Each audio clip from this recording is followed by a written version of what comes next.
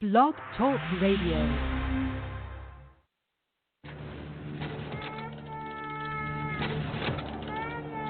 Sé que mi esposo ha cometido errores. Por favor, te lo pido. Estando adentro de la detención, para nosotros muchas veces decimos, eso es como un secuestro, pero legal.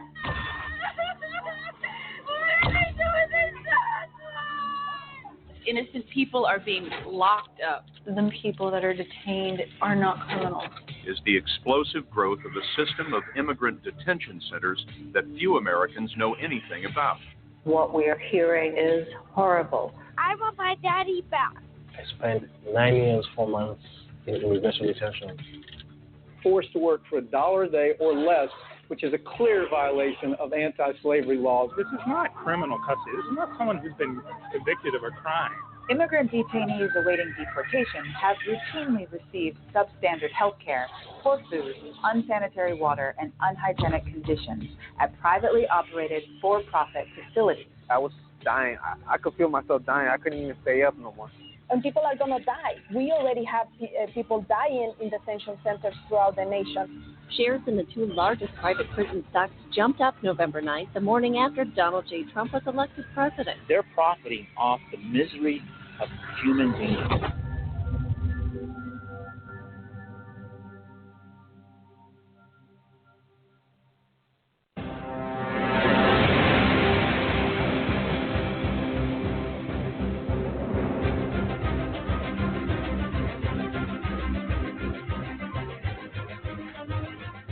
Ladies and gentlemen of America, this is AJC Radio, where we bring the message of justice all around the world. Tonight we continue Voices from Behind the Wall. We hear tonight and talk about the abuse of immigrants behind the wall in U.S. prisons and jails. The abuse happening there will blow your mind. Folks, we take off Voices from Behind the Wall. We hear the voices of immigrants suffering in America's prisons. Hang on, we take off right now.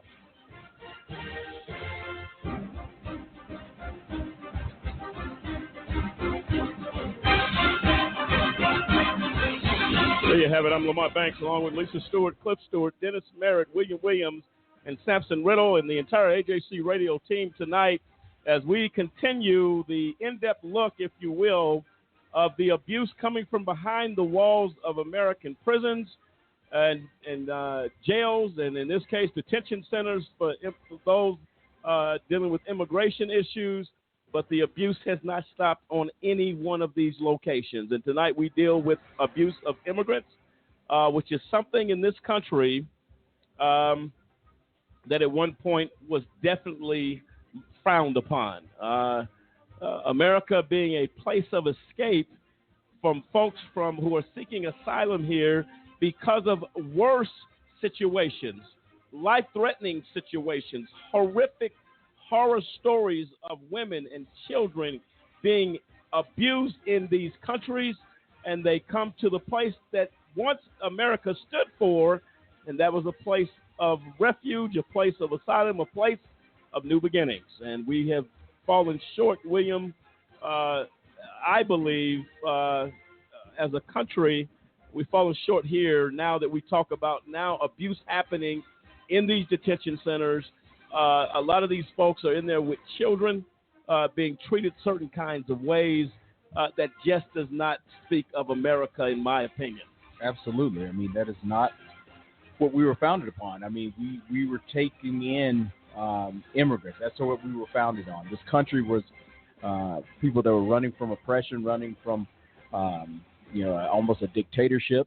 And now here we are in the position of doing just that. Those that are seeking freedom, they're seeking asylum, they're seeking the American dream. They come here, they get they get isolated in these basically prison cells, are walled, fenced-in facilities. The children, we've known this for quite some time now, have been separated from their families. They're dealing with language issues. They're unfamiliar with, basically the whole where they are. Well, just say that we understand there are things. Immigration has been a problem in this country for a long, long time as far as issues, as far as an immigration policy, an immigration plan. So let's say all that's true. Say we need to get that right. The abuse of people That's true. in these detention centers is our focus tonight. It's not necessarily the lack of an immigration policy. It is the fact that even if people are in the process to try to go through the process of becoming American citizens, why are they being tortured and abused in detention centers, which is no different than prison? It's lockdown. It's the same thing. County jails, they're being treated differently. I mean, it is a biased situation as people frown upon these folks of different, and it's not just Mexico. We're talking about Guatemala. We're talking about places all over, right. In the world that people are coming from different situations. Samson, your thoughts? Well, I think that the whole citizenship is just a guise for these people to use whatever they can to mistreat folks. And like you said, with all these different barriers, with all these different challenges, with everything like that, I mean, what happened? When did America stop going by the words that are inscribed in the Statue of Liberty where it says, give me your tired, your poor, your huddled masses yearning to breathe free? That's all these people are doing right there. They're trying to breathe freely, okay? Say whatever you want about whatever immigration policy. That's what they're doing. They're doing what all of our ancestors did about trying to come to this place to build a better life, to try and live out the American dream. Let's be honest. Yeah. There were a lot of things that have gone wrong in American history, but to live the American dream, to sit here and seek opportunity, to seek a better life, not only for you, but for your children and generations to come, that's what these same people are doing, and they're being harmed, they're being mistreated, and they're being used basically as cash cows for these privately ran institutions. No, absolutely right. Dennis, your thoughts? And I agree. When you talk about immigrants, from all over the world, and they come to the United States seeking, asylum, seeking, to find a better life, and then they find themselves in a position where they're held up, and in being so, they're being held, in these institutions, and they're not being treated fairly, especially, fathers, mothers being separated from children. And now they're trying to push a law to make it, that it's not mandated, in 20 days or 30 days. There is no date. So I think it's a big problem. I think America really needs to look. And like you said, it's not about, really saying, it's not about immigration per se. It's about the abuse of those personnel, of those that are immigrants that are behind bars. No, absolutely, and their voice matters. And I don't care what nationality, where they come from, what country they come from. No one, and again, we talked about this the other night. If prisoners of war have rights to be treated a certain way, then surely immigrants have a right to be treated with some respect, especially as they seek and look to America as a place of hope. Why would we dash that hope? That's something that just can't be tolerated. It's happening. The abuse of these folks are happening in county jails. We'll be talking about Sheriff Arpaio, former sheriff in Arizona. You'll hear a clip on him. Some of the things that he did was outrageous. And it's the bottom line is you can call it what you want to call it. It is strict, basic, clear, and dry racism and targeting by our Hispanic brothers and sisters in that case, dealing with those issues. So this is something that simply cannot go ignored. We will not ignore it. We'll address the issues, and we're going to continue to address the issues of these horrific stories that's coming, to our listeners, and everybody around this country is aware that there is a problem. And if they have no problem abusing their own citizens behind the wall, I can guarantee you they're not going to have any problem abusing those that they count as foreigners, as they count as those that don't belong here, which is ridiculous and totally and utterly despicable. And we're going to be addressing those issues as well. So, folks, hang on. We're coming back. Voices from behind the wall, the abuse of immigrants in America's jail, prisons, detention centers. And we're going to deal with that topic tonight. Joining us at the bottom of the hour, we're going to be joined by Maru Mora Villalpando. She'll be joining us. She's CEO and founder of Latino Advocacy, organizer with NWDC Resistance. And I had an opportunity to speak with her yesterday, a woman with a lot of passion. There's some things going on. Hunger strikes are happening in some of these detention centers as a result of the treatment of these immigrants, and she's involved with that. She's going to tell her point of view on that, and get in a little bit more detail about that situation. Folks, this aims to be a good one, but very informative.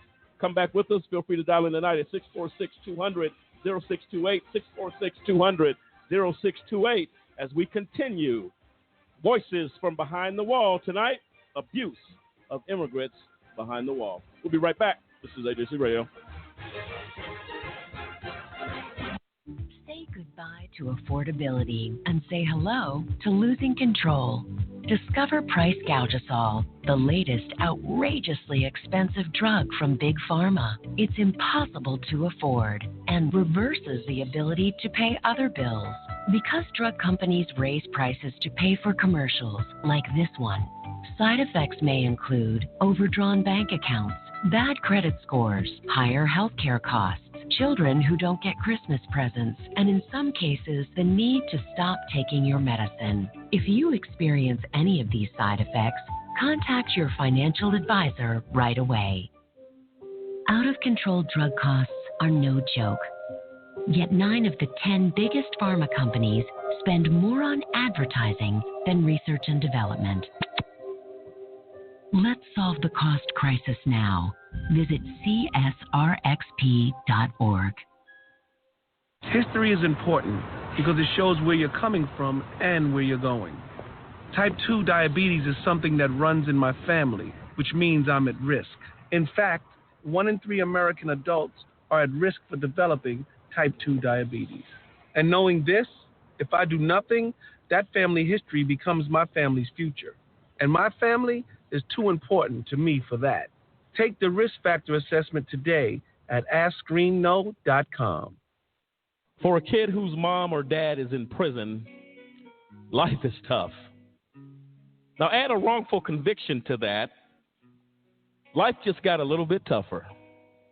Trying to explain to friends why mom or dad is not at the school play or at the ball game is something that no kid should ever be faced with, especially if mom or dad is innocent. Ladies and gentlemen, get involved today to stop the epidemic of wrongful convictions by remembering a Just Cause with a monthly, annual, or one-time donation. You can help in the fight against wrongful convictions. Call a Just Cause today, 1-855-529-4252. We seek justice for the children as they go to bed at night and mom's not there, dad's not in the other room to make them feel safe. Not because dad or mom did anything wrong, because justice could not be found. Join us for the children, for they truly are our future. I can solve difficult problems for a Fortune 500 company. I can run a successful business. I can manage your home improvements. I can publicize the message. I can motivate your audience. I can put my military experience to work for your company. I can teach your children. I can boost your bottom line. I can add value to your workplace. I could be a loyal and productive employee. But I can't put my skills to work for your organization if I'm not given the opportunity. If you don't recognize my talent and ability. If you don't hire me. If you don't have an open mind and a workplace that's open to everyone. If you don't realize that America works best when everybody works. What can you do? What can you do? What can you do? You can remember that it worked. It's what people can do. It's what people can do that matters. Nearly 50 million Americans have disabilities. Capitalize on their talents with employment practices that benefit everyone. Learn more at whatcanyoudocampaign.org.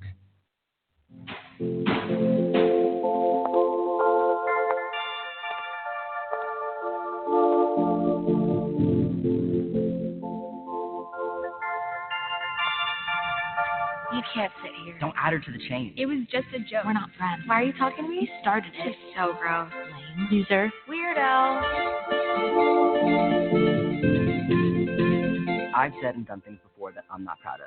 Just as I've been hurt by others. The thing is, this This is not who I am, and it's definitely not who I want to be. I don't want to be cruel. I don't want to spread gossip. I don't want to be a body shamer. I don't want to exclude anyone. I don't want to make anyone feel lonely, left out, hurt. We have the power to be more. We can create a kinder world. It's not that hard. We just need to stop. Take a moment and consider others before we speak. And before we act. Be more. Be more. Be more. Over 1 million people are sitting in the prisons of America for nonviolent offenses. That's why I'm asking you to join the American Civil Liberties Union and help us in the fight to end mass incarceration. We spend over $80 billion a year incarcerating people. Alternatives to prison, like community service, drug treatment, and rehabilitation, costs less and can turn lives around. It's time for fair justice.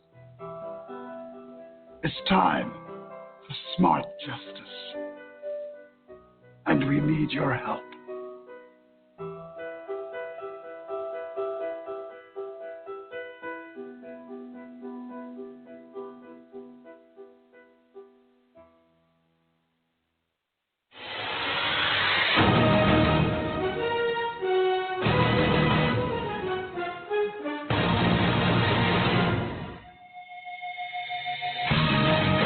Welcome back, ladies and gentlemen of America. This is AJC Radio, and tonight we continue Voices from Behind the Wall, abuse of immigrants in detention centers in this nation, and abuse that just cannot be tolerated or allowed, as we again have been talking about voices from behind the wall who have been silent as a result of fear of retaliation, as a result of not being felt to matter. And tonight we take a look at our sisters and brothers that may not originally be from this country, but came here and come here continually looking for asylum from violence in the countries in which they live. And this is something that we're going to be talking about tonight. I'm Lamont Banks, again, along with the entire AGC Radio team, Cliff Stewart, Dennis Merritt, William Williams, Sampson Riddle. And Sampson, as we get ready to dig into this one, I think you made a good point earlier that these people simply are looking for a way out.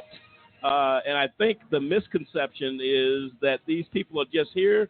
They want to come here and simply just break the law and run amok in the United States. I don't think that's the case, and we're learning that's not the case when you have a soldier who served in the military. I don't know if you heard the story. I think he served for quite some time and was deported back to, I believe, Mexico, but he had done actually a tour here.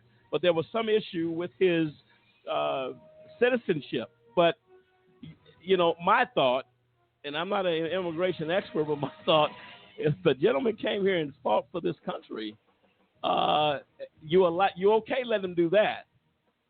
But as soon as he's done and that's all wrapped up, well, we're going to go ahead and send you back to where you came from. I think that just sends a very negative and wrong message. Yeah, absolutely. I mean, while I was in the service, I had the pleasure of serving with a number of people from a number of different countries that were working to get their citizenship here as part of, their tour of service. I'm talking about people from Haiti, different European countries, Mexico. And the thing is they saw their service as an opportunity and a streamlined path to citizenship, because they saw the opportunities that the United States had, not only for them, but again, like I said earlier, for future generations. Now, with people wanting to judge all these immigrants or whatever you want to call them that are coming in here, and they're saying they're just wanting you to run amok or do criminal activities and stuff like that. I mean, you're judging a huge populace by a very, very small percentage of those that are trying to come here, that are trying to work and better themselves and their families. And I think just to do that and to discount them, in these detention facilities is horrible. Well, I think the problem you run into is that, again, we're not here to chime necessarily that immigration. Everybody's aware that has to happen, but to abuse people after they get here and they're held in these detention centers here in the United States, the same way they're abusing prisoners in prisons and jails in this country is just not going to be tolerated. It's deplorable. Cliff, we have a caller. Yes, we have Mike who wants to make a comment about the immigrants who are on strike in the USA. And Mike, thanks for your call. You're live. Yes. First of all, I want to let you know that we have our own prisoners in the United States of America are on a strike for the abuse and for poor conditions inside the prison, and also the prisoner guards beating them. So they have a general strike. It started last week. I think it still keep going until September 11, I believe. But the question is, why, in our prison systems in United States is very bad. I mean, they treat you like more crap than outside this prison system. So what's the difference? No, good question and good point. And I think if I was to answer that the best that I could, I think the culture and the racism. Look, we've dealt with racism in this country for a long time. It's not right. A man should not be judged by wherever he comes from, but who he is as a person. The character of the man should be judged. And the bottom line is that's the problem. You're dealing with people. You're dealing with situations where hate. People are. I mean, this country is divided right now as a result of these issues, and I think it's wrong. And I think as far as the strike that's going on in the prisons here by some of the immigrants here, I think they need to send a message that we will not be abused, and it's people like yourself, Mike, that let your voice be heard about what's going on. The fact that you see the system, the prison system in America as a bad one, you're not alone in that thought. Yes, go ahead. In Sweden, they put them in one island. They give them each one a home.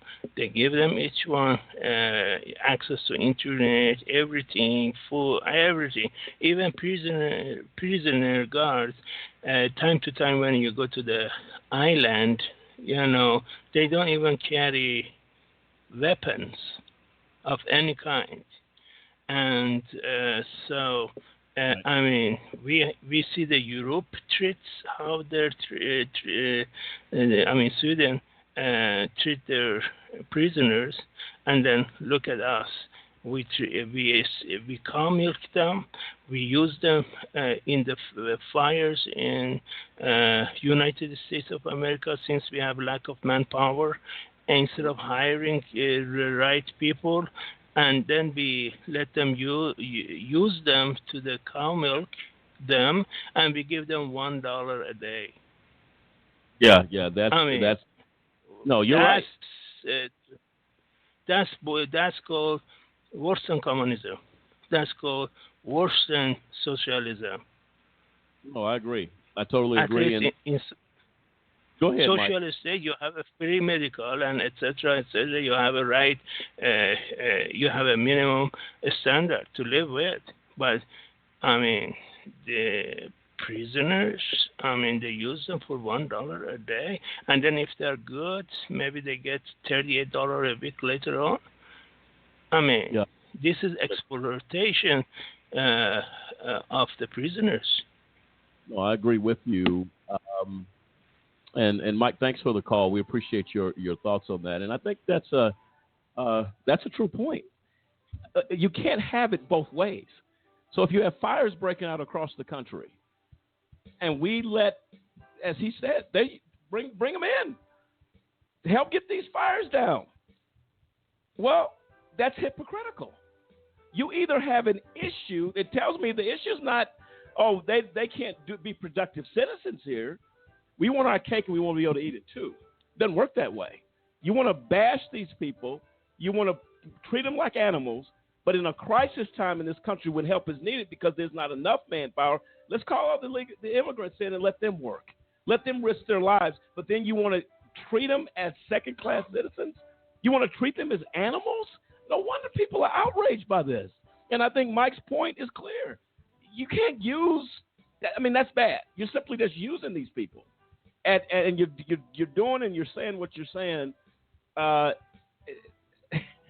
I don't know how a person would not be outraged by that. And I understand why are these people in these detention centers, these Hispanic folks, why are they striking? Because something's not being done here. Strikes happen when they're saying we've had enough. They have every right to be treated as human beings. Samson, your thoughts on the caller? Oh, no, I absolutely agree with Mike's point, and just how, like the point Lisa made even on Tuesday, how there just seems to be an extreme lack of humanity in all these situations, and these detention centers and prisons have turned into like the modern day slavery, for lack of a better term. And I mean, these immigrants and the people that are trying to come to this country, the main difference between them and normal detainees is like they're not even being treated like to the standard that normal prisoners are. They're being treated even worse. They're, like you said, they're being treated as second-class citizens. They're being treated like they're worthless, and it's I don't know. It's shocking and appalling to me. Like just reading through some of these articles, how these people are treated, and just the vile remarks that they have to deal with on a daily basis. States here, a man detained. This comes from the Intercept newspaper, written here that and this information regarding a man detained by U.S. Immigration and Customs Enforcement was told by an officer at the Bristol County House of Corrections in North Dartmouth, Massachusetts, that he would bet for him in a fight against another detainee. When the man refused to engage in fights for the entertainment of officials and tried to file a complaint, the officer told him no one will believe baboon complaints. This is what you told another human being. Let me read that again. The officers in this detention center went to one of the immigrants there and wanted him to engage in fighting so he could place a bet. The man refused, said, I don't want no part of it. He said, no one will believe a baboon's complaint. That comes all the way from the top. The detained man was then subjected to retaliation and further humiliation. Officers denied him hygiene products and his food was thrown away.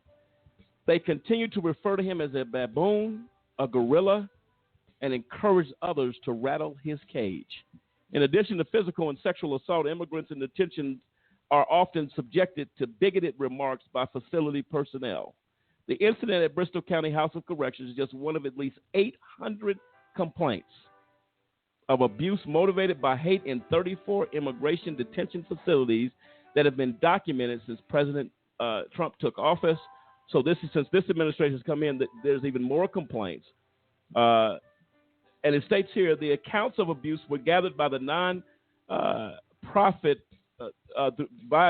through visits, phone calls, and letters with people in immigration detention, as well as reported complaints obtained from the Department of Homeland Security.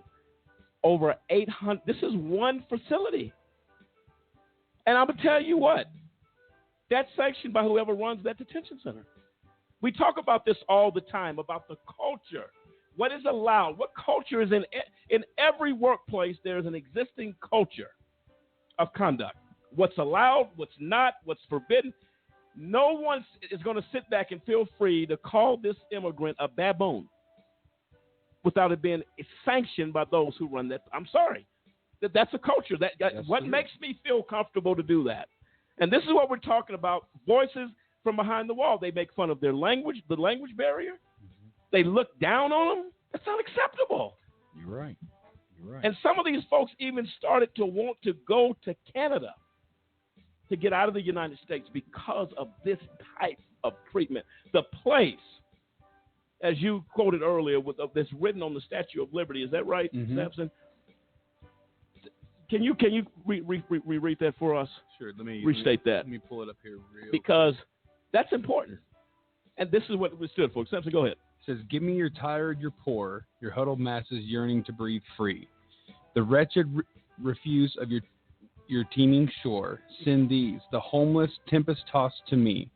I lift my lamp beside the golden door. I mean, just think about that. He said, bring your poor. Mm-hmm. Those that not are coming here because they have the best social status. And this country was built by some of the strongest places in this country, the foundations that have been laid here, were people that were immigrants that came to this country and sought for a better way and found it and contributed. So now these folks are waiting for that process. Many of them have not been charged with any type of a crime, but they're held in a detention center. They're held in a jail. We need to investigate this. There's a way to do things. This is not the way to actually do it. Cliff, you had it. Yeah, and when you think about most of the immigrants that come to America, despite what you hear in the news all the time or from the administration, most of these people are either coming looking for a job because they're poor, like the plaque says on the Statue of Liberty. That's why it's there. Bring me your poor and your huddled masses.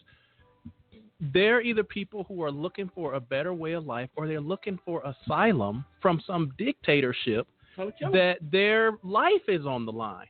Because it's not easy to say, okay, I am going to uproot my entire family and go. I'm not just going to another city, to another state. I'm going to live with a relative, down in Texas. No, you are leaving your home country and going to another country where you most likely don't know the language. You don't know anybody there. You're running for your life, looking for a place where you can have some safety, where you can feel like your children aren't going to be killed or enslaved or turned into some type of warmonger or something like that. And then to bring those people and say, okay, well, we're going to put them in these so-called detention centers, which are a little more than a cage that animals should be in, and then abuse them on top of that. These are the type of things that, we say it time and time again. You have to get involved. For our listening audience, you have to get involved. You have to get in touch with your member of Congress, those who write legislature, and vote to say, I do not want to see any human, for that matter, treated like this. Immigrant, even if they're here undocumented, it is not a reason. That is not a free for all to abuse people. Where is the humanity in America? Where has it gone to? And that's what we want to talk about. William, go ahead. No, even as Cliff was talking, I think the reality in which we look at this is critical. These people come here. This is a one-way ticket for them. There is no plan B for these people. When they're running from their situation, their oppression, either the situation in their country, the dictatorship, whatever, they huddle together. They sell pretty much everything that they have for means to come across the line to get here, and there is no plan B. And once they get here, then our own, like you said, Lamont, these facilities have this culture and belief that, okay, they're from another country, let's abuse them. It's the exact same thing as, we talked about in previous shows. Once a person is in jail, they're wearing orange, they haven't been convicted of anything. But because they are in that situation, now it gives them the green light to abuse these people. And that's what's so sad about this. Yeah, it is. It is. Dennis? And I think the abuse is used as a deterrent. I truly believe that. This is my opinion. You abuse the immigrants enough, eventually it gets back to others, and you put out this precept that, hey, I don't want to come to America. But it's sad that you would put America in that position, that people would not want to come to America because we're seen as abusers. I think that's a sad thing, but I truly believe that these detention centers, it's just a deterrent. We want to stop you from wanting to come to America, and I think that's a sad thing. Well, they go further here. It says some of these documented incidents of abuse are clearly motivated by hate, such as when an officer called someone a dog and told them to go fetch your food at the Theo Lacey facility in Orange, California. Your thoughts on that, Samson? Again, we talk about this, the mistreatment of detainees and prisoners and everything like that, and to belittle somebody to the point of where you're calling them a dog and wanting them to go fetch their food. Who do these people think they are? when did we as Americans become so entitled that we're willing to look at our brethren in the world community and at least give them a shot. Give them a shot, because that's all we were given. And like Cliff and Will alluded to, it's not we're just going to go and try this out. Normally it's this is our last shot. This is everything we have. Whether they came over, like some Cuban immigrants come over on a raft, if they had to cross a river, if whatever they had to do. The fact of the matter is they've calculated it in their minds that every single risk, every single bit of bias, every barrier that they're going to have to face, it's better to face that and risk it trying to get here than to stay where they're at. And people aren't thinking that way. No, they're not. It states here that Pinal County Jail in Florence, Arizona, a guard told a man to look in the mirror to see King Kongs. Another immigrant was denied pain medication and x-ray, medical treatment being denied. Because you're an immigrant. How does that even make sense? It's the same thing. It's the exact same thing that we've talked about that's happening in our jails and our prison system. They're doing the exact same thing.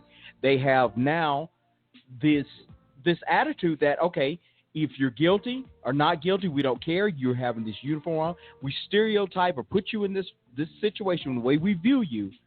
That's it. We can mistreat you. We can degrade you. We can deny you food and services. We don't care. And I agree with what Dennis said. In some ways, I think it is a deterrent, because that word is going to get back. But the sad thing is, this is a country that is built upon the immigrants, and these people are looking for that American dream, and they get here and it's crushed. And there's generations that have come before them. Yes, that they have this sense of hope to leave those situations. We're going to play a quick clip. Rare look inside U.S. immigration detention centers right here in America. Let's see what the clip had to say. But here in the United States, some 34,000 undocumented immigrants are being held in detention centers. Many have fled violence in Central America and have family here, but they still face deportation. VOA's Jerome Sokolowski went to one of the country's largest detention centers, where critics who want to see it closed are trying to help the detainees inside. Take a look. Volunteer Beatriz Henao tries to lift the spirits of a Salvadoran detainee, telling him God never arrives late. Nilson Flores was caught at the border in May and brought to the Stewart Detention Center in Georgia, a facility for male detainees. Most of them are sent back to their countries despite conditions there. They should call this place the jail of broken dreams. Henao is a volunteer with El Refugio, the refuge in Spanish. The faith-based group works out of a house down the road in Lumpkin, Georgia. Now, you were able to accompany volunteers to this center. What stands out to you about the time you spent with them there? I think the motivation of these people to actually have a contact with the detainees was quite striking. From a moral and a religious perspective, they feel that they have to show hospitality to these strangers in their country. One of them told me, I almost feel like I have to go and say, I do not agree with this. I'm not part of this. I want to help you and do what little I can. I want to talk more about this for-profit aspect of the system, people who support that. Why do they say that that's a good way to set up the system? Right. Well, the federal government says that this is a more tax-effective way of detaining these people, and that it gives them the flexibility to move people around. However, the opponents say that what ends up happening is that there's a profit incentive. When your profit margin is dependent upon apprehending and incarcerating, and when you make more profit by cutting costs in their care, I feel that that's reprehensible. The estimates I saw is that it costs about $150 a day to keep these people in detention. There are lots of hotels that I stay at when I'm traveling that don't cost that much. It's interesting, Jerome. We don't often get a look inside these detention centers. How was it that you were able to go in and do this story? I was a bit surprised that I was allowed in. Also, the people at El Refugio told me that it was very unusual for a reporter with a camera to be allowed in. I think one of the interesting things is I was promised an interview with this detainee one-on-one. But when I was there, I was told, oh, for us to arrange that, we have to shut down the whole family visit system. I was accredited to go to this center, and that, the arrangements should have been made. There should have been a separate room for an interview with this guy. I'm not saying I'm not unhappy with the way it turned out, because in a way I think it's very realistic to see through the window. But doing TV, it makes it more difficult to tell his story, because you need shots of him doing other things to be able to talk about him. Let's talk more about him and his story. What drove him to come to the U.S.? I think it's a very interesting and moving and tragic story. His family left or fled El Salvador during the Civil War in I think around 1990, and he was a baby then, so he was left behind with relatives. Now there's another wave of violence in the country, and he's trying to leave and rejoin his parents, who he hasn't seen for 24 years. He's 25 years old. So he made the perilous journey through Mexico and was abandoned in the desert by a coyote, by a human smuggler. He said at one point, I was so exhausted, I just turned myself into the authorities. What do you hope people who watch your piece take away from it? I think the way this issue has been portrayed in this country has been pretty one-sided against these immigrants. So I didn't think it was such a bad thing to give the people who feel empathy with them more of a voice. I think this is a voice we don't hear so much in the debate in the U.S.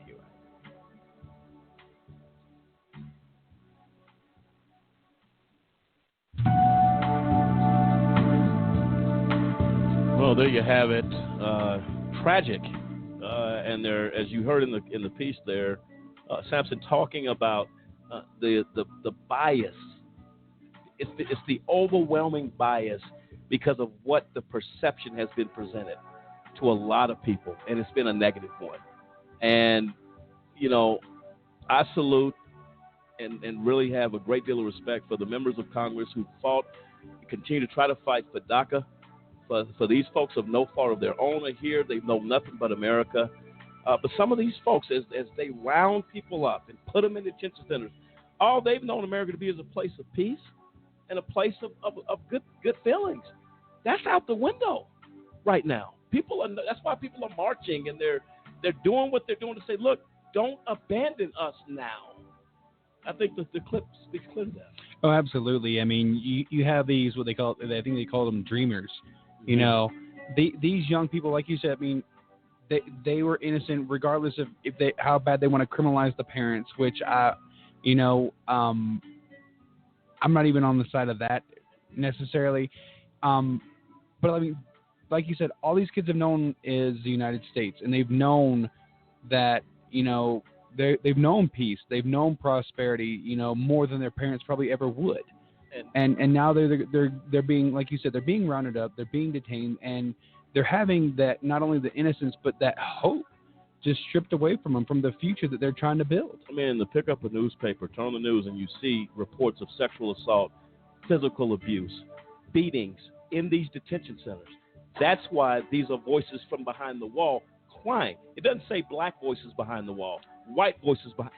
Voices, human beings. Let's take America out of the equation. Where's the human spirit of how I treat another human being? Absolutely. Doesn't matter what country we're talking about. These are human beings.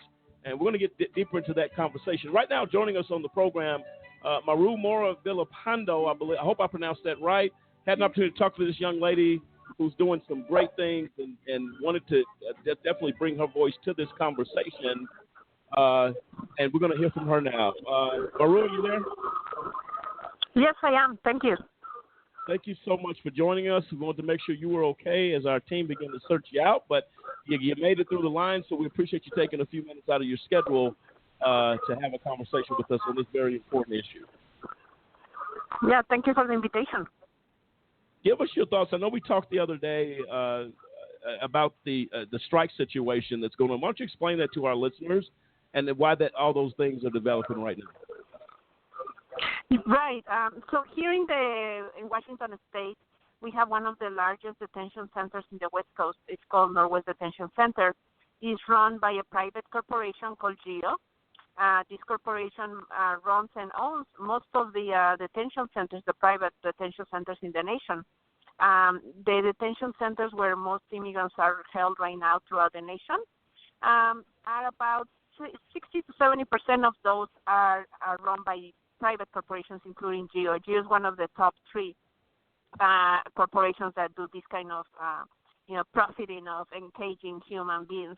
And so what we see is that the detention center is making money not only of being a privatized place where they make money out of just having people in cages, but also they people detain work for $1 a day for this corporation. They run the kitchen, the laundry services, they cleaning the bathrooms, but actually most of the jobs are not even paid. So what you see is definitely the Northwest Detention Center in Tacoma, Washington is a good example of why the criminalization of immigrants is happening. And it's happening because it's a great business.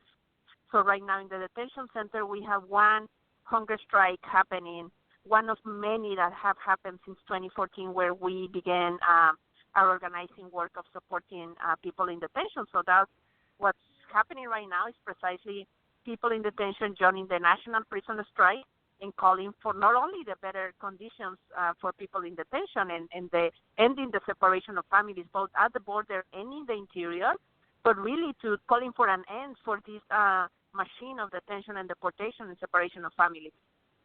No, absolutely right. And it says here that you are the community organizer within WDC Resistance grassroots volunteer group working to end all detentions and deportations in Washington State. Why do you think it's important that these detention centers be shut down? We are hearing tonight that a lot of these detention centers are harboring really horrible situations, whether you're talking about sexual assault, you're talking about, guards disrespecting these immigrants, humiliating these immigrants. I don't see the cause for them to be open. What is your position on why these detention centers must be, versus fixing some of those issues, why do they need to be shut down? Well, like I said, part of the thinking of creating the detention centers was to ensure the profiting of black and brown bodies. But in order to do that, they have to criminalize us first. They have to create an excuse for it. And the reason why I think GEO has lobbied so much for this kind of criminalization is because they started actually in the prison system. They came out of the war against drugs and the maximum security prisons that started to be built in the 80s. And they were in that business. But in the 90s, they realized there was a lot of fight back in regards to the massive prison system. And they thought, well, if they shut down private prisons, we should start looking for a new business. So they started lobbying for the privatization of immigration detention, which it didn't exist before. So, for one, we remind people this wasn't happening 15 years ago when the Republicans created the Department of Homeland Security with the excuse of 9/11. Second, it's only the detention of immigrants right now is nothing but the expansion of the prison system in itself. And it's even worse because in the detention centers, there's no standards and there's no accountability. If we already heard from our brothers and sisters in prisons telling us of the horrible, horrible situations that are happening there, when some of those are transferred to detention facilities under ICE custody, for the ones that we have talked to, they say again and again, you know what? Prison is actually better than the detention center.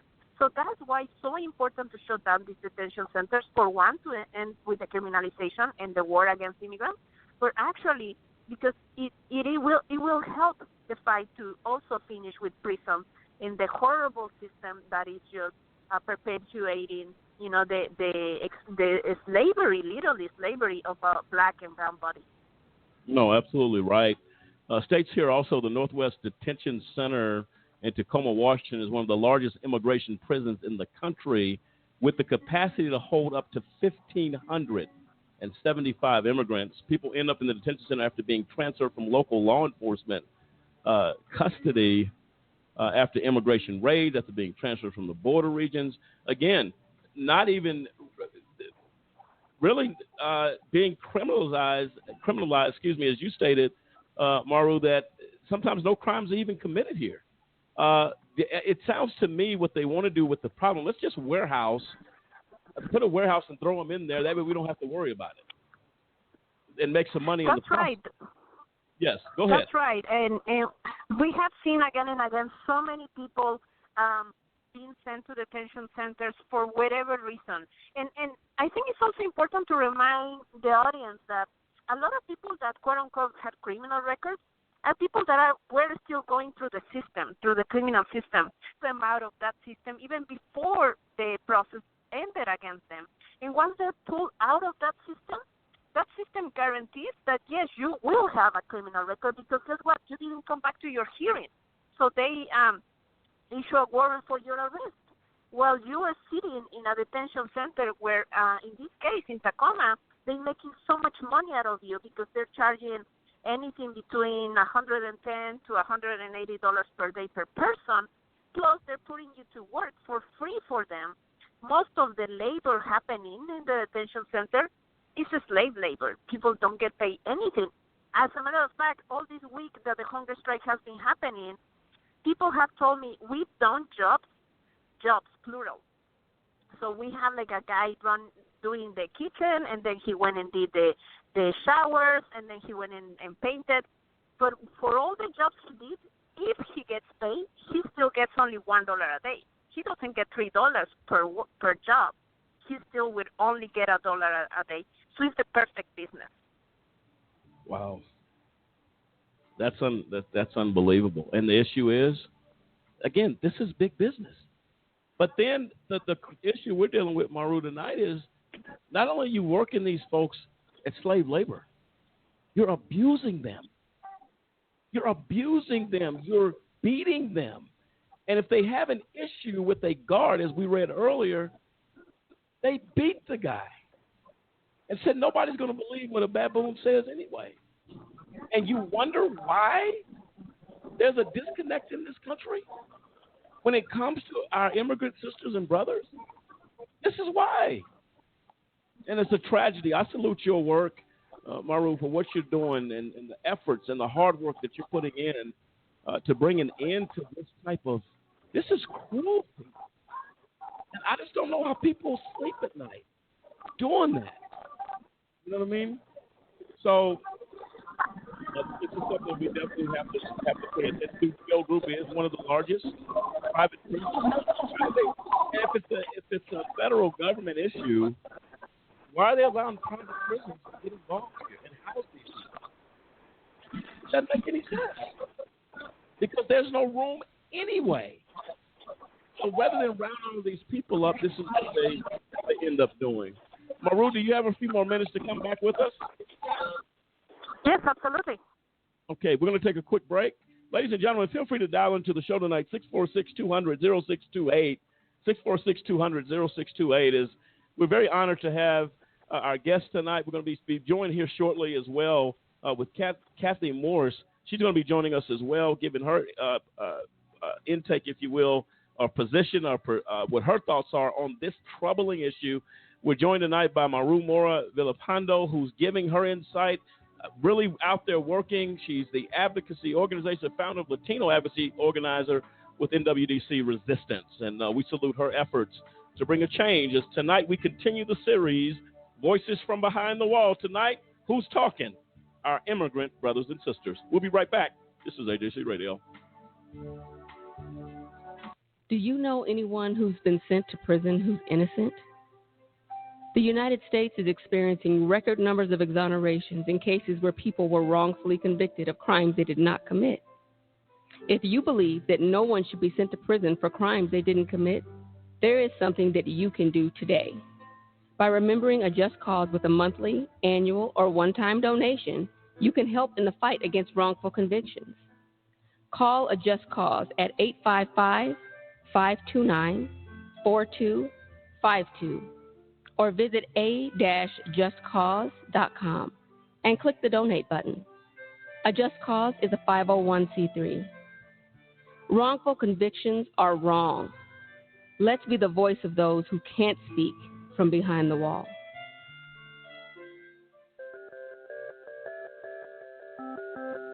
The racial composition of the prison population in the United States is very different from the population at large.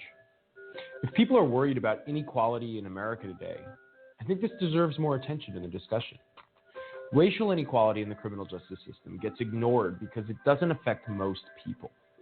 In 2010, over 1.6 million people were in state and federal prisons within the United States. So 497 out of every 100,000 Americans were in jail. About half of 1%. Less than 1%. That doesn't seem very large, but when you separate that population by race, you recognize that the personal effects of the criminal justice system are very unequally shared throughout our society. Whites make up 64% of the total population, but only 31% of the incarcerated population. Blacks represent 14% of society, but 36% of the prison population. Hispanics are 16% of America, but 24% of the American prison population. Less than 1 in 100 Americans are currently in jail, but for some races, genders, and age groups, that ratio is a lot larger. For example, if you're young, black, and male, it's closer to about 1 in 4. That means you'd have a higher probability of going to jail than of getting married or going to college. These results are unequal and problematic, as poor black communities lack so many of their members. But what can be done? The causes of this trend are undoubtedly complicated and multi-causal. But there is reason to suggest that part of the blame is our criminal justice system itself. In the ways police officers enforce laws, in the ways that laws are written and prosecuted, and more. In many cases, it is not overt racism by individual actors. Many police officers, prosecutors, and judges are undoubtedly trying to be fair and trying to do the right thing. But economics can explain how unequal enforcement of the criminal law happens anyway. This is because the political and bureaucratic structure of the criminal justice system creates perverse incentives. The formal laws surrounding drug prohibition, for example, are written as if to be colorblind. But people with different levels of wealth face different costs and benefits to participating in the drug trade. Different groups consume different drugs at different rates, and lastly, those groups are politically represented in very different quantities. Thus, they are arrested and incarcerated at very different rates. How could minority groups hope to use the political process to fix inequality when they are systematically over-incarcerated and disenfranchised? Despite noble intentions, politics often does not affect the basic incentives of costs and benefits faced by political or citizen actors. We might need a new approach to social change if we are going to address these problems. We definitely need more study into the causes of inequality, and we should admit that radical changes might be both necessary and preferable to the status quo.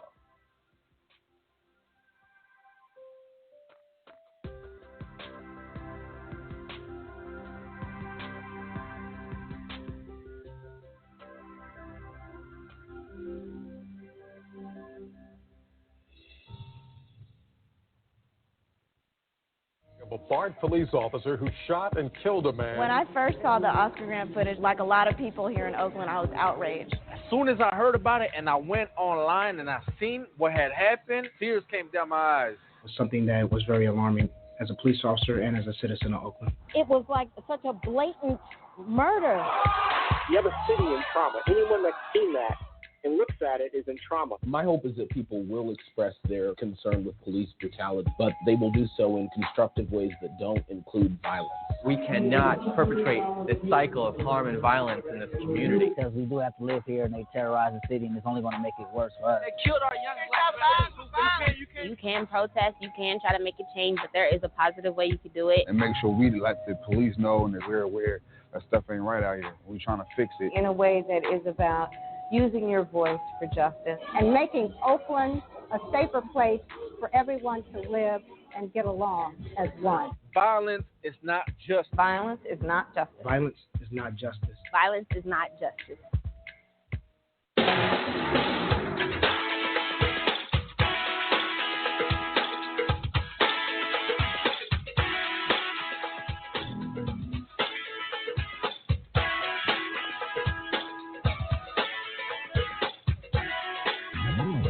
Welcome back, ladies and gentlemen, to AJC Radio, where we bring the message of justice all around the world. And tonight, I'll tell you what, folks, this is something that is troubling, that our immigrant brothers and sisters are being treated, not only adults, children are being mistreated in these detention centers, better word for it, jails, for our immigrants, the immigrants that are trying to go, to Sampson's point earlier, they are going through the process to try to attain citizenship, try to attain their rights, and they're being treated as if they're convicted criminals.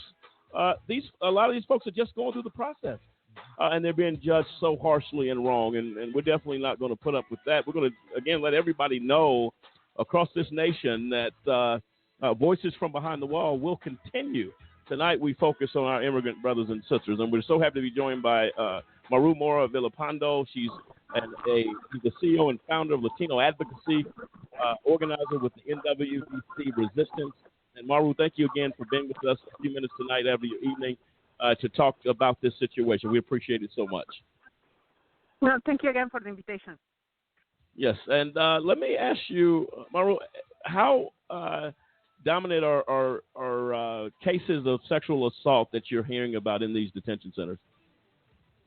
Well, as a matter of fact, there was an article written by a very mainstream news outlet recently where they actually find out that this detention center, which, by the way, ICE labels as their top facility in the country, to have the biggest number of complaints in regards to sexual assault and sexual harassment. So, wow. If this is their top facility, that tells you in itself there's a problem. But here's the other thing. I don't think it's necessarily the top facility, first of all. But second, it's not the one, I think, with the biggest numbers of sexual assault and sexual harassment. I believe all detention centers have this problem. I think the difference here is the organizing outside, where we have always told people, file a kite. Whatever it happens, whatever is done to you, just file a kite so there's a documentation there, which is not happening in other places. But, being a cage and nobody looking, of course it's going to happen. And it's another way of control and repression and humiliation. Because what we've seen in the way Gio and ICE behave is that the last thing they want is for the people detained to be united, to be organizing. And so how do they stop that from happening? One is to break their spirit, to humiliate them the worst way possible. So obviously we have heard of sexual assaults. We have heard of people suffering of sexual harassment. For example, people that are being transferred from that facility to another facility, when they get to the other facility in a different state, they suffer strip searches every time, although they're coming under ICE custody. The other thing we have heard is the very common, subtle language that guards use, especially for men. The facility has about 1,200 men and about 300 women capacity. So, and it's, especially for men, sometimes it's more difficult to actually report those issues, right? Those types of assaults. And so what we see is that there's a very intentional way to prevent people from organizing, but also fighting back on their own cases. Because the more people feel humiliated, the more people feel isolated, the more people feel weak, the more difficult it be for them to fight their own cases. Because remember, in immigration, you don't get a lawyer. You have to find your own lawyer. And in immigration custody, although it's civil, all the burden is on you. It's not in the state to prove that you should be deported. The burden is on you to prove that you shouldn't be deported. So, again, it's such a very well-built system. to ensure that people will lose, and especially, again, to ensure that the people will feel weak and vulnerable, and they wouldn't organize. But look what's been happening now. We have 3 weeks of hunger strike already, and people are not stopping. Yep. No, good point made. And I want to play a clip really quick about the sexual assault. We're going to be joined here shortly. Who's going to come on the conversation with us, Maru, is Kathy Morse. She's a voice against these type of issues as well. We're going to have her join the conversation after we play this clip. So bear with us, and let's see what the clips had to say.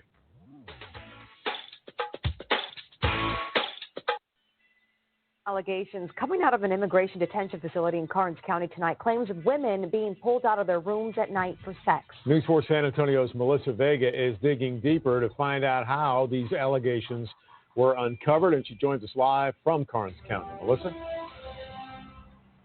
Well, we're told hundreds of immigrant women and children are living inside this facility. This facility opened back on August 1st, so it hasn't been open for a very long time. But those allegations were uncovered after other women came forward. What's happening behind closed doors inside this new Karnes County Immigrant Residential Center? That's exactly what several attorneys, including those with MALDEF, the Mexican-American Legal Defense Education Fund, are trying to get to the bottom of. From what we understand, there are at least 3 to 4 victims. The alleged victims are women who MALDEF says were being pulled out of their detention rooms at night by possibly 3 federal workers and returned early in the morning. There were accounts of guards offering sexual favors, requesting sexual favors in exchange for promises of money and help with immigration cases. And witnesses also observed open sexual contact, kissing, touching, caressing, that kind of thing, between facility personnel and women in open view of the other detainees, including children. The Department of Homeland Security, Immigration, and Customs Enforcement says the agency has a zero-tolerance policy for all forms of sexual abuse or assault. They also add they are committed to ensuring all individuals in their custody are housed and treated in a safe, secure, and humane manner. And it's our understanding that the alleged perpetrators are still holding their positions in with the open population and have access to the women and children. The attorneys representing the women have filed an official complaint with federal immigration officials and are calling on the federal government to conduct a very comprehensive investigation into these allegations. We want to know what the government is doing. We want a swift response, and we want the government to ensure the protection of these families. And MALDEF says if the women at the center of these allegations are about to be deported, the federal government should hold off on those deportations until a thorough investigation is done. Of course, we will continue to follow this story and let you know what develops. Reporting live in Karnes County tonight, Melissa Vega, News 4 San Antonio.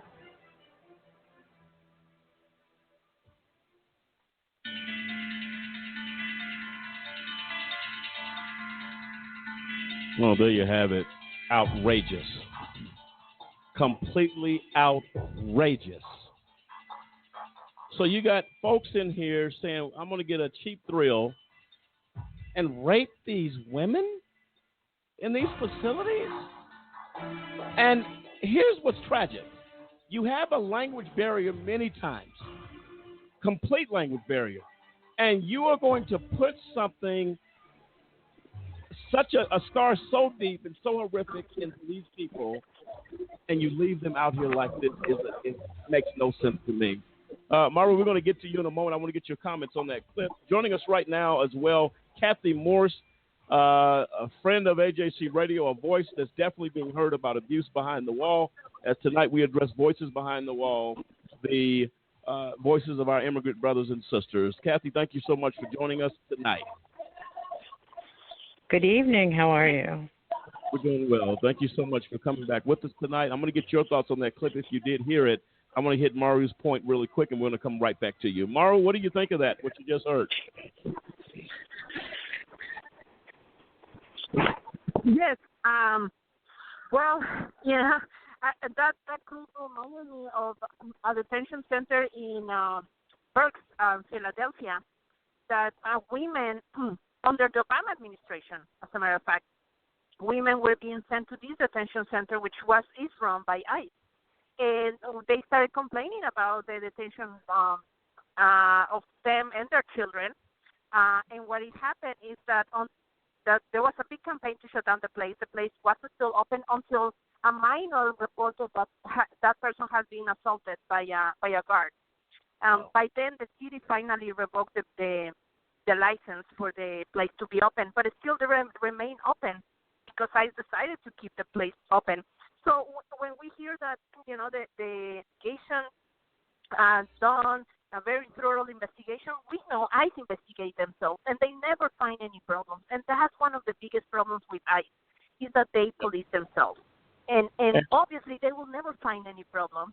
And we cannot rely on them to police themselves. They will never be accountable to anybody. And I think that's those, like the clip you just aired and the example of Berks in Philadelphia are good examples of why we need to shut down these places, but we also need to abolish the entire agency of ICE.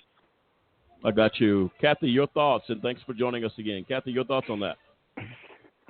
My thoughts is that they know that they have a very vulnerable population, and they know that the women and children that they choose to prey on will not say anything. And that's something that's across the board a lot of times with people who are victims of sexual assault. Women have a tendency to not come forward, to not speak up. And what compounds this with the people who are being held in these ICE detention centers is also the language barrier. Yes. And also they're hoping that they stay in this country. So they don't want to come out and say, hey, these guards are sexually assaulting me, because they're hoping that the courts say, yes, you can stay in this country. So they will do anything and everything that they can not to rock the boat. So in a way, they're literally being preyed on. And the people who are doing the preying know that these people are not going to speak up. They're not going to come forward. So they're taking advantage of that situation. And it's very unfortunate. And the numbers that we're starting to see that are coming out with the children and the females who are being sexually assaulted it's just mind-boggling. Especially when you hear about these children, these young children who are put into these facilities that are supposed to be taking care of children, and the workers there are sexually assaulting them. And that's what is so horrific to me, and how they get away. This is what I don't get. If that happens to any citizen out here, right? Total, but it's a totally different set of rules. And I call it all the time unequal justice in this country. Whether you're dealing, and we keep talking about this since the series Voices Behind the Walls started, we've talked about this type of rules and protocol that correctional officers, anybody with a badge that is in these detention centers, and not everybody. We know there's some good guards out there. Let me make that clear. Yeah. We know there's good people out there. But when you see this at such an alarming rate, women, children, harsh conditions. On one of the videos I saw yesterday, the officer just slammed this immigrant into the floor for nothing. He was simply standing against the wall trying to get patted down, and when he did it, he put his foot in front of him and slammed his head to the floor. This is barbaric in its worst form to me. Right now, I'm going to play a clip, and I'm going to get Maru, and I'm going to get Kathy your perspective on this clip as well. Let's see what it has to say.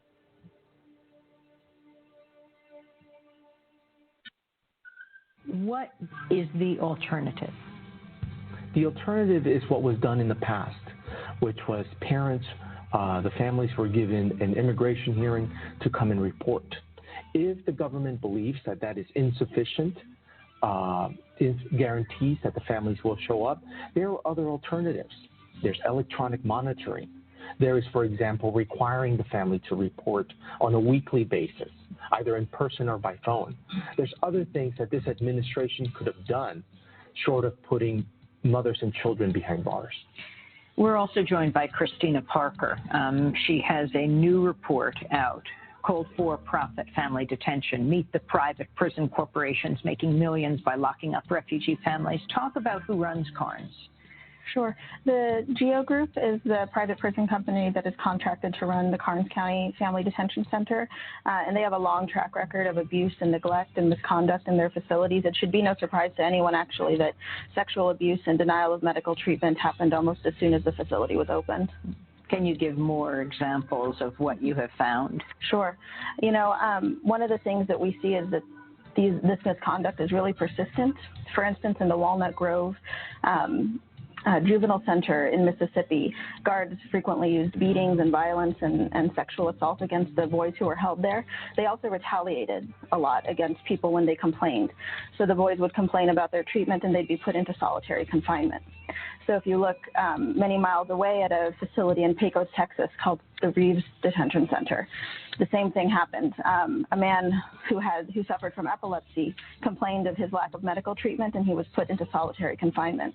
He spent a month there before he died of complications of a seizure alone. It actually caused a riot in the prison. How are these facilities placed? How are they planned? Is there community input? There's no community input when these facilities are planned, and they're placed in really remote areas. Carnes is a little bit away from where we're sitting right now, but there's a new one planned in Dilley, Texas, which is even more remote, further south. Can you talk about this facility? We're talking 2,400 beds. Yeah, Dilley, it's really shocking. It can't really be overstated how shocking and how big this detention center is going to be. How big is Carnes? Carnes is holding 532 people. It is rumored that they want to expand it to maybe double, but even then, Dilley dwarfs it. You know, Dilley's going to be 2,400 beds, the largest single immigrant detention center in the country, dwarfing all the others. And this is where they're going to hold women and children. I think, you know, will this be run by GEO? No, the Dilley Center is rumored to be run by CCA, and CCA is the Corrections Corporation of America, the same company that ran the disgraced T-Don Hutto Family Detention Center, which is in Taylor, Texas. And the thing that's so shocking there is that we're seeing the exact same things be repeated. In Hutto, we heard reports of guards threatening children, for playing, for being loud, with separation from their parents. That's the exact same thing we heard when we went to Carnes recently, and it's a persistent problem. Another problem is women and children are losing weight. You know, imagine an infant losing weight because the food is so poor. That's exactly what we heard at Hutto under CCA, and it's exactly what we're hearing at Carnes under GEO. And what is the rationale for these private corporations to come in and run these prisons? Javier Maldonado. What is a profit? It's to make money. The government pays them on a per-day basis, whether it's filled or not. And the longer they keep people there, the more money they make. Why do they place them where they do, in Carnes or in Dilley? Because there are no attorneys there, because no one can get to them, because it's just in remote places where nobody will see them, and we don't have to think about them. Immigration and Customs Enforcement, ICE, spokesperson Nina Pruneda said in a statement that, quote, ICE remains committed to ensuring all individuals in our custody are held and treated in a safe, secure, and humane manner. Accusations of alleged unlawful conduct are investigated thoroughly, and if substantiated, appropriate action is taken, she said. While she wouldn't comment on the specific complaints about sexual misconduct at Carnes City Family Detention Center, she said that there is a zero-tolerance policy against sexual assault in accordance with federal regulations. Christina Parker, your response. Yeah, my response to that is they don't seem to learn their lesson. We've seen this over and over and over with GEO, with CCA, with family detention. You know, it's no surprise to any of us. I don't know why they would keep going back to these companies. You're organizing a protest Saturday? We are, yeah. We're going to be outside the Karnes County Family Detention Center at noon this Saturday. We invite people to come out with us and protest against this shameful practice, this inhumane practice of holding people there. And, you know, we're not going to stop. Our hope is to stop the Dilley contract as well. Is it set in stone? Do you think there is a possibility that the Dilley contract, the 2,400-bed facility, might be stopped? You know, I don't like to believe that. I really think that we can stop it. I think, you know, community outcry and litigation ended family detention at Hutto, and I think we're going to do it again.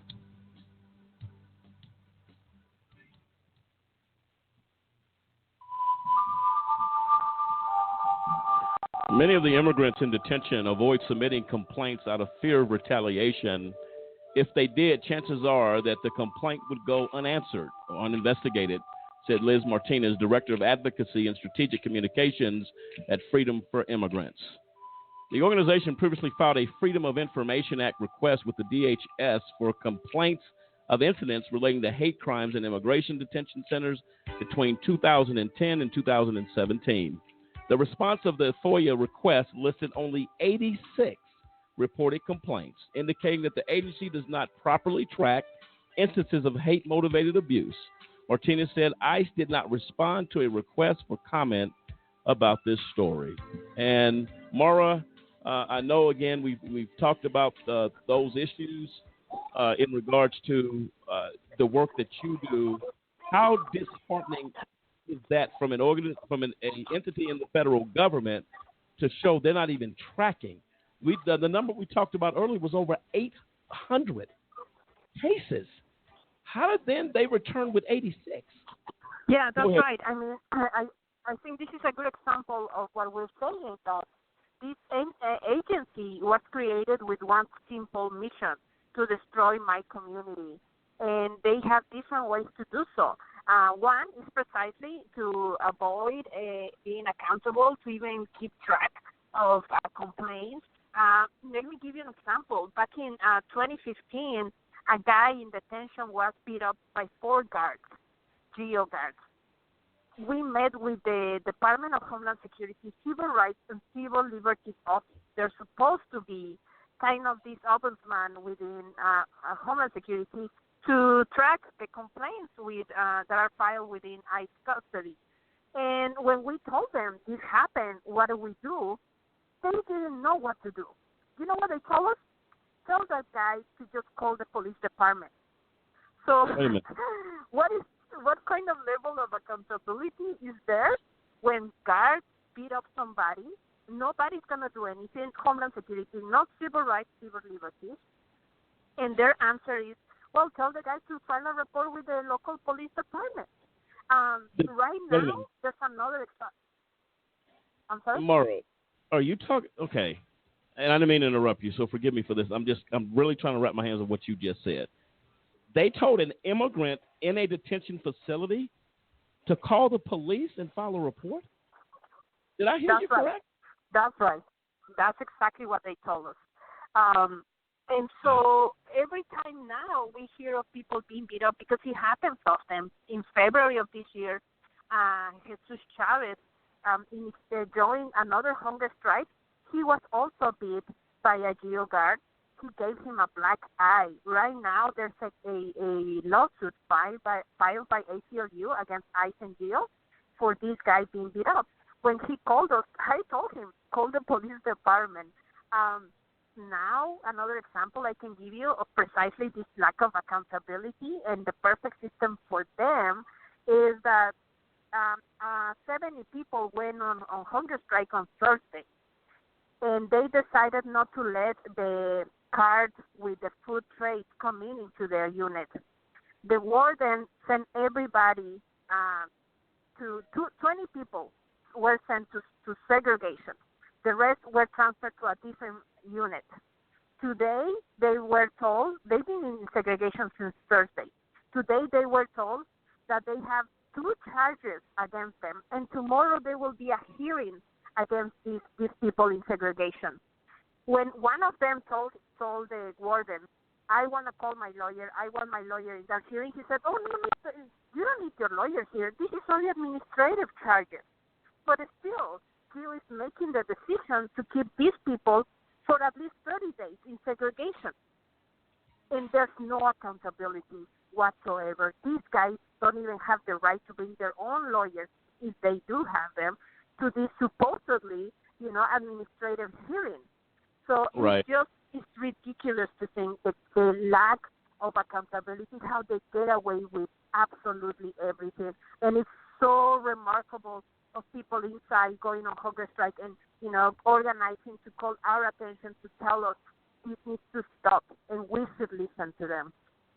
Oh, absolutely. They've acted an act of retaliation to punish these folks. And again, it's an administrative regulation hearing. I've been in those doing my wrongful conviction. They are complete jokes. You will be convicted. if they bring you up on charges with an in-house hearing. That's a joke because everybody is on the side of the officers in that facility. They're not getting ready to say you're not guilty. It's unbelievable. Kathy, your thoughts on this?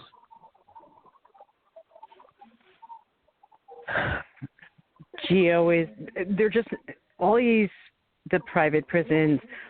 In New Jersey, what they're doing is they're actually contracting out to county facilities. You've got Hudson County, you've got Essex County, and they're putting them in those correctional facilities. And there's a lot of problems. There's a lot of problem with the treatment that they're getting. There's no place that they can go to complain because not everybody is providing them with legal assistance.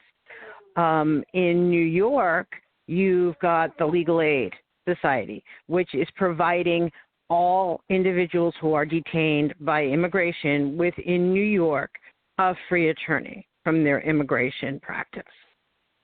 So they are able, like in that case, Legal Aid is able to stay on top of it. I know in New Jersey, outside the one private facility that I believe is run by GEO, that they have been protesting on an almost weekly basis on the treatment that the individuals on the ICE detainers are getting. The lack of, and it's not only the physical abuse that they're getting and the sexual abuse, but it's also the lack of proper medical care and things like that. Basically, what these organizations are doing is they're getting paid per body. And if they provide any services to them, that chips into their profit, and they don't want to do that. I didn't mean to interrupt you, Kathy. I just wanted to No, go ahead. They're paid a certain amount of money per body. Like these folks are, like these people are cattle. Yes. And that's going on. What it is in New Jersey, because of the new bail reform, because they're not detaining as many people who have mental health issues, and they're not detaining as many people who have substance abuse issues. These counties have empty beds, and they're not making any money off of that. So what they do is they contract with immigration to fill these beds. Sick. That's the sickest and thing. There was a big thing that they've been protesting in Hudson County, not so much in Essex, but very much so in Hudson County about it, saying that, not to detain these people there. But then you've got people who are coming out saying, well, if we don't, the people who are detained in Hudson and Essex, it works out well for their family members to come visit them because they're closer, to New York, Long Island, things like that, where their family members live so they can come visit them. If you don't put them in Hudson County or Essex County, the federal government will send them somewhere out in the Midwest or down to Texas or something like that, so that they will not even be able to have family visit. So it's like this catch-22. It's like, do we keep them in these facilities where we knowingly are conscious of the fact that they're being mistreated and they're not getting proper services, just so that we can keep them close to their families? Or do we send them to facilities hundreds of miles away where they will have no family contact at all, but rather they will be under the direct supervision of immigration? So there's this big debate going on. And, there's actually counties that are fighting to get these contracts to get the money in. And it's a lot of money. No, look, Mara, listen, I have more respect for you, Mara, for what you do, because this is a battle that has to be fought. And somebody's got to get in the trenches, and they have to fight. I respect you. I respect Kathy. This is the most disgusting thing I have ever heard. You just ship people around like they're product. Because in reality, that's how they are treated. You are no more important than product on a truck going to a grocery store to be put on a shelf. That's that's how I see it. That is sick. These are human beings here. These are people here. I mean, Lamont, just call it what it is, man. We have basically government-funded and privatized legal human trafficking. They're profiting off of human beings' lives just to fill a bed. Call it how it is. I mean, that's what it is. Yeah. And really, they have filled the void that a lot of the private prisons had for years, because we've done stories before, and we've done some research where we talked about these private prisons. They actually have these agreements that says, you're going to give us a body count. You're giving us this body count. We're going to build this prison off in the middle of nowhere. So that's going to justify putting that facility there. And if you think about it, it's still money. It's all money. They built a facility there in an area of the country, that is the cost of living is very low. They've got people there to run it. And then the government there, the state and local government saying, yeah, we'll give you an 80%, 90% bed count.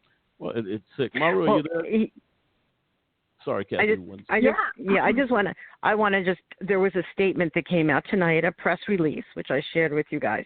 And it's from the Legal Aid Society, the guy who's the attorney in charge of the Immigration Law Unit at the Legal Aid Society in New York. And it's a very short thing, and I'll say, they're releasing the following statement regarding the announcement from Hudson County, New Jersey, on its plans to phase out their current detainee contract with Immigration and Customs Enforcement.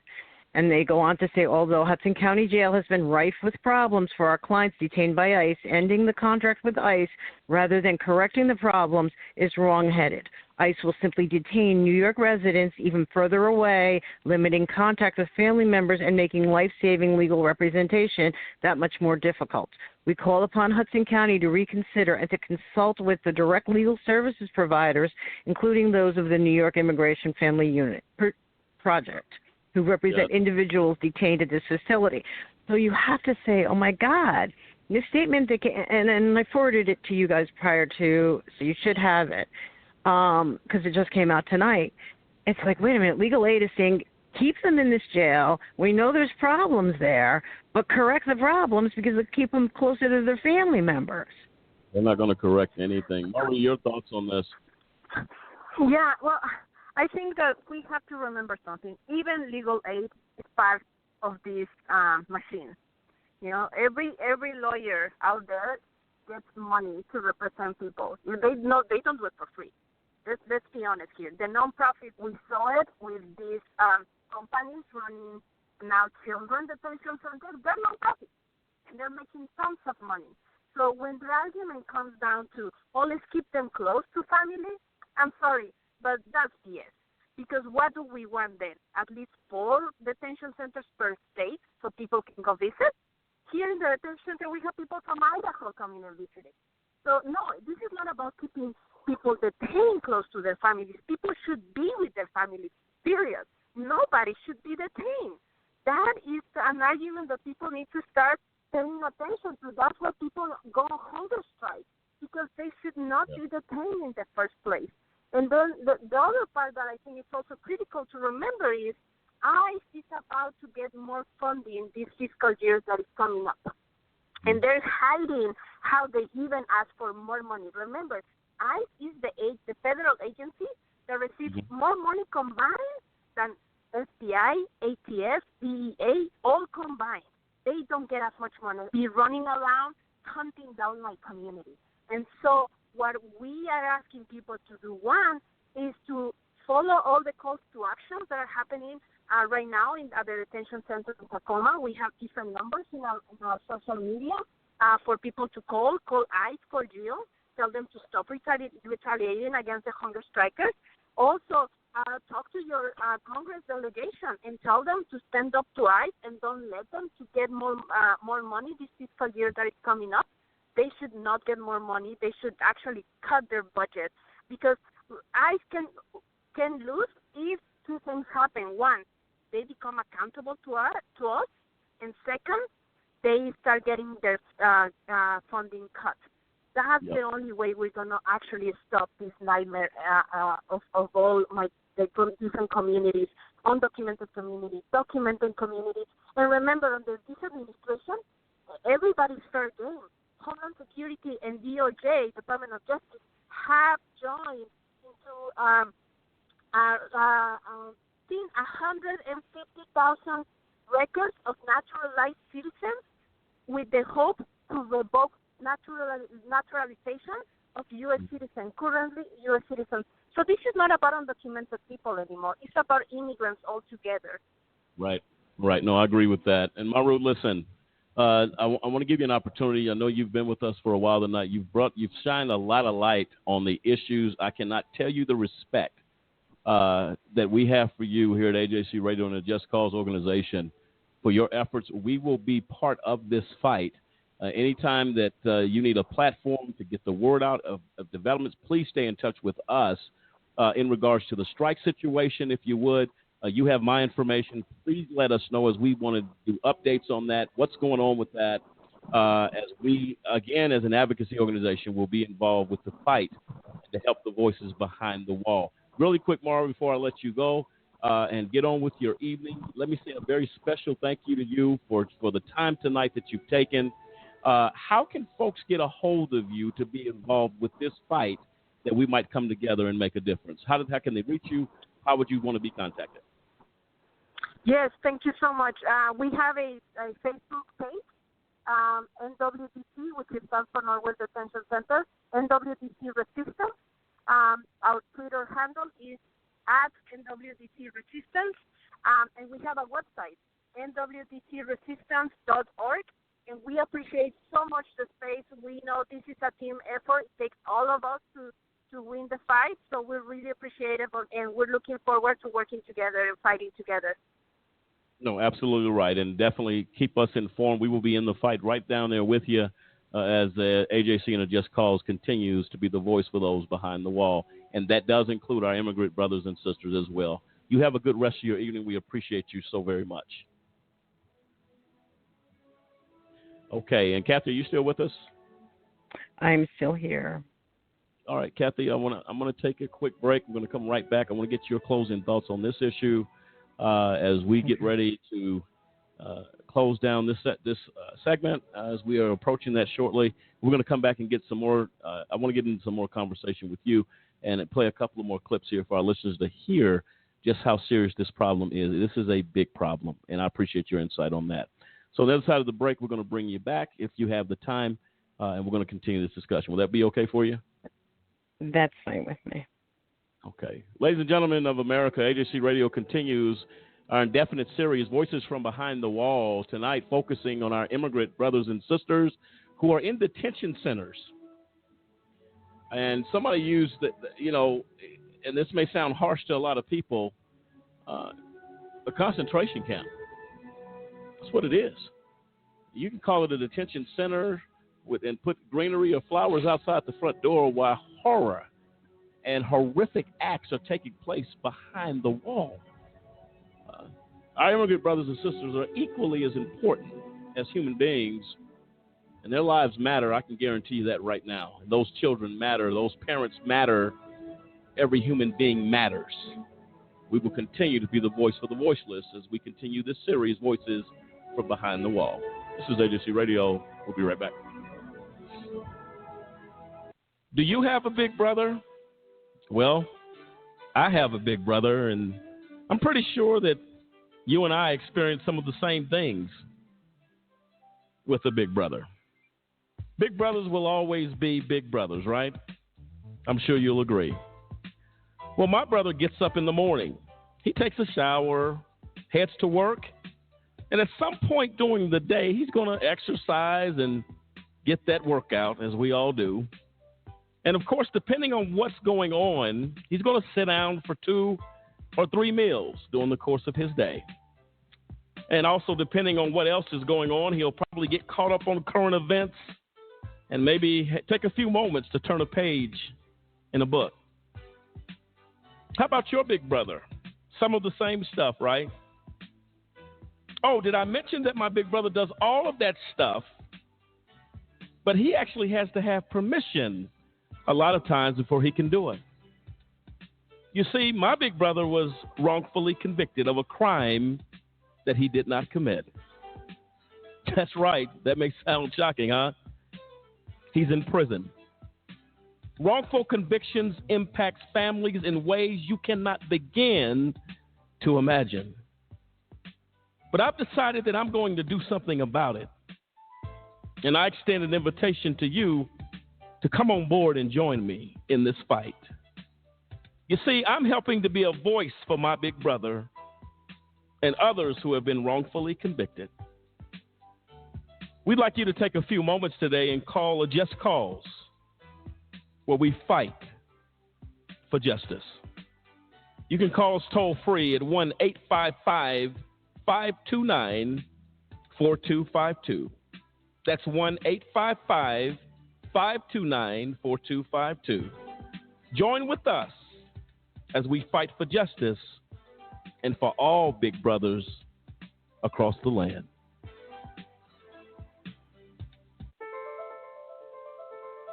There's a lot of mud when it rains here, and it makes it really hard to find food. There are car bombs every day. My mom worries about me when I go out. Every time I hear the alarm bell go off from school, I think it's an air raid. Sometimes I have nightmares about it. A lot of houses in our neighborhood have been destroyed. I like to close my ears and sing songs whenever the bombs come close. My dad says we have to leave, which makes me scared. I'm worried our new neighbors won't like us. What if they don't understand our religion? Because we don't speak the language, it might be hard for them to make friends.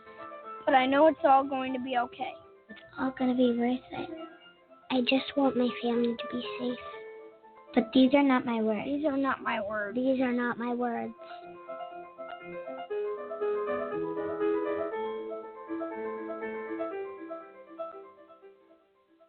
I wanted to be in the military since I was a kid.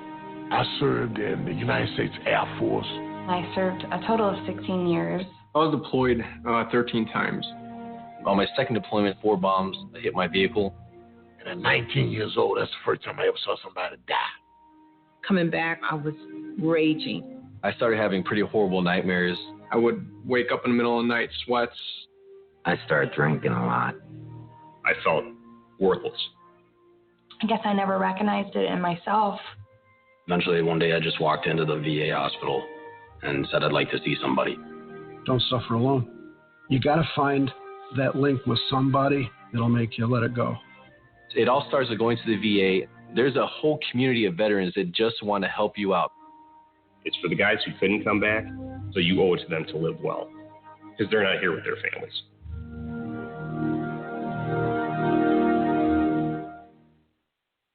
Say goodbye to affordability and say hello to losing control. Discover Price Gougasol, the latest outrageously expensive drug from Big Pharma. It's impossible to afford and reverses the ability to pay other bills.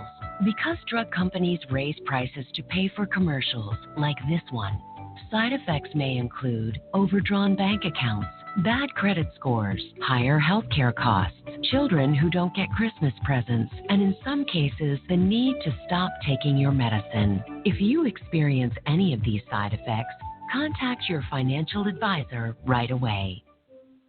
Out-of-control drug costs are no joke. Yet 9 of the 10 biggest pharma companies spend more on advertising than research and development. Let's solve the cost crisis now. Visit csrxp.org.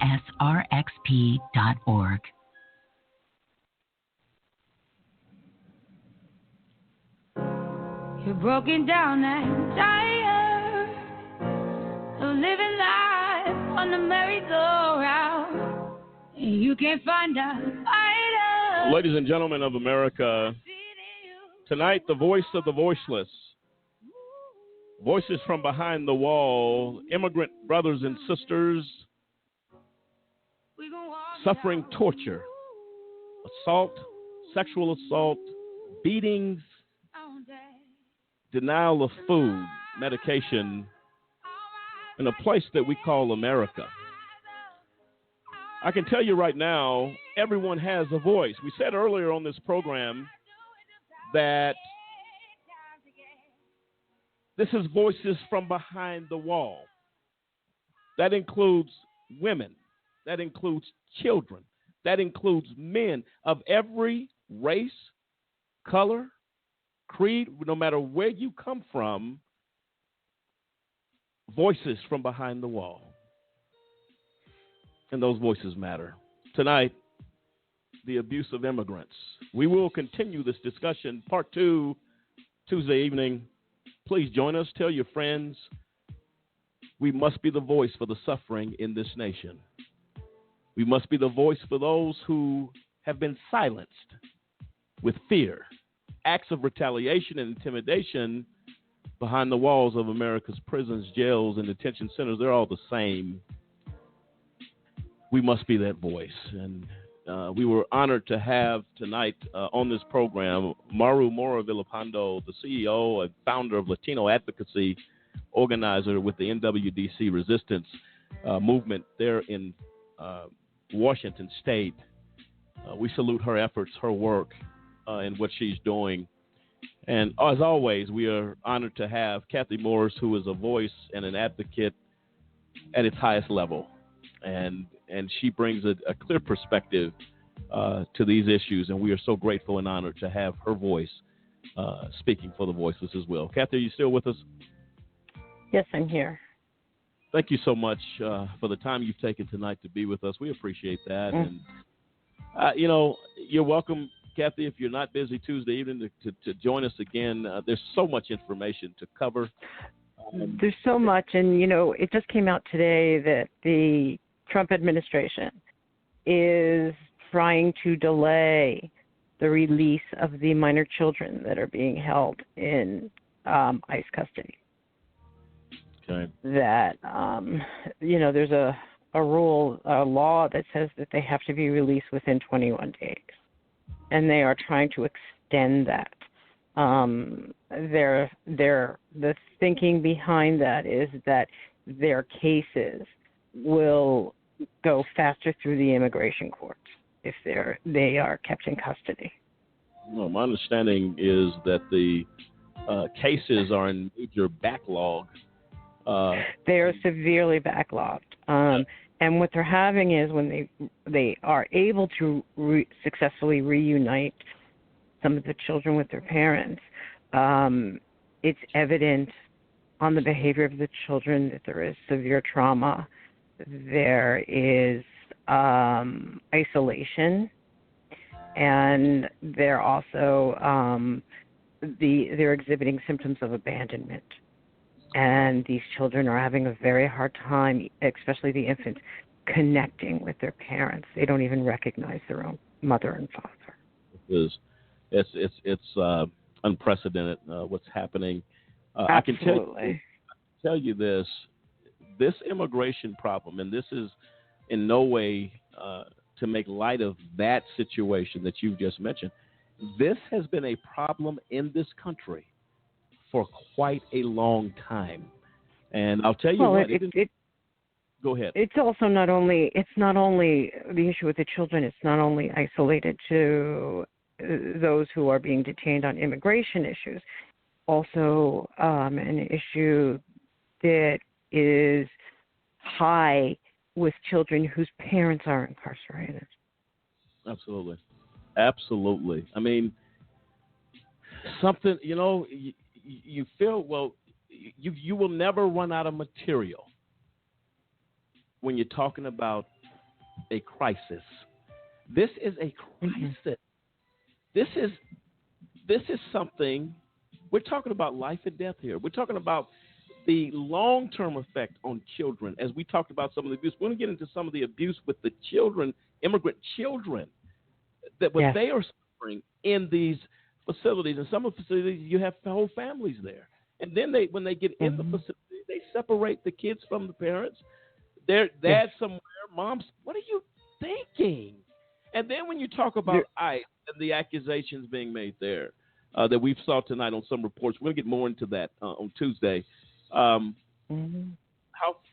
scared must these children be? How How scared must these parents be who are trying to relate to you in their language?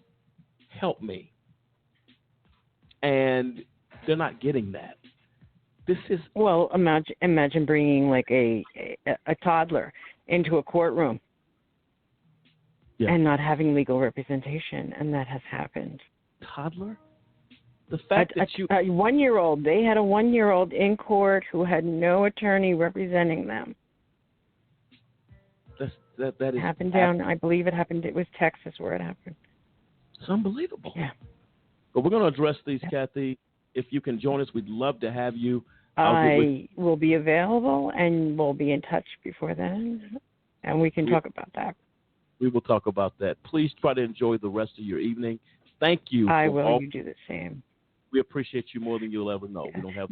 Today was a big day in New York City. There was the city council. The entire day devoted to addressing the issues of sexual assault on Rikers. Okay. It was it was a big day. Let me ask you a question real quick about Rikers. I presume there's immigrants there as well, right? There are some. It's a very small number for the most part because there's the federal facilities. You've got Brooklyn and you've got Manhattan, so they can put them there, or they contract out, and believe it or not, they are put in Hudson, and then they'll bring them over to the federal courthouse in Manhattan. Okay. Well, we're going to talk more. They do not contract. Rikers is not one of them that contracts to receive them. Well, I'll tell you what, it's become big business, and that's what our criminal justice system is, big business, and we're going to deal with all of these topics on Tuesday. Kathy, until Tuesday, you try to enjoy yourself. Until Tuesday, yes. I will. And we'll have a good evening. You too. Take care of yourself and your perspective. We appreciate it. Good night. Bye. Thank you. Okay. There you have it, ladies and gentlemen. This, every night since Voices Behind the Wall started, here we are. Left speechless at times and shocked that this is going on. And now you're talking about kids. How do you bring a 1-year-old into court? The question I would have after that statement, have you lost your mind? A 1-year-old can't even speak. Right. But you're going to bring a 1-year-old in court without legal representation. And you want to say to me and anybody else who dares to challenge this system, just take justice system out of the equation, this system of injustice. And you want to tell me we have the greatest system in the world? That left the station. I don't even know if it ever arrived. Because as long as you have human beings running a system who are subject to error and bias, you're going to have problems in any system you set up. And that's just the facts. We're going to address this further on Tuesday evening. Voices Behind the Wall, the voices of our immigrant sisters and brothers will continue on Tuesday. We will continue to share these stories. Again, we didn't get through probably not even half of what we need to do. That's how big this problem is. It can't be done in one show. So we're going to be back here Tuesday evening. That also is September 11th. Is that correct? We may add some things to that show. We'll definitely follow up on that because the statement says on 9/11 we'll never forget. We'll be in touch. We'll let you know programming information on that as we proceed forward. Some closing words on this one. Yeah, I think we've been hammering the point. As long as the almighty dollar has more precedence in human behavior than basic human civility, we're going to continue to see this, and we're going to continue to have a cause to push forward and be the voice for the voiceless. Thank you, Samson, for that. And to all of our hosts here, to all of our listeners across the United States of America and around the world that tune into this show, we thank you for your support And until next time, America, remember, we are the voice for the voiceless. The indefinite series Voices from Behind the Wall continues, and we'll be definitely looking forward to that. Until next time, America, take care of yourself and each other. Good night.